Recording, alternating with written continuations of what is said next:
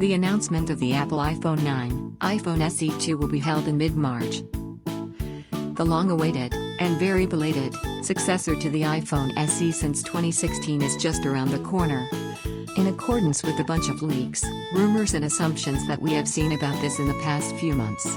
Each information leak indicated an introduction at some point during the first quarter of this year. And today we have something more specific, but, nevertheless, this is not an exact date. According to insider Evan Bloss, known as @EvLeaks, Apple is about to unveil the device in mid-March. As for the name, there was confusion. It will be either iPhone 9 or iPhone SE 2. CAD-based phone renders have already been tested.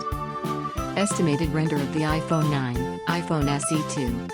Most of the previous rumors spoke of the iPhone 9 as a device similar to the iPhone 8, complete with huge frames, at least for this day and age, and a physical home Touch ID button.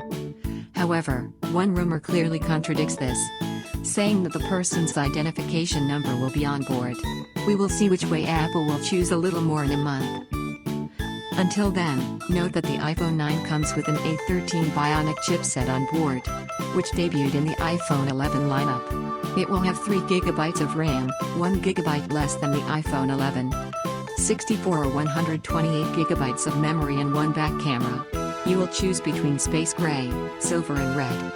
One analyst believes the iPhone 9 will cost $399.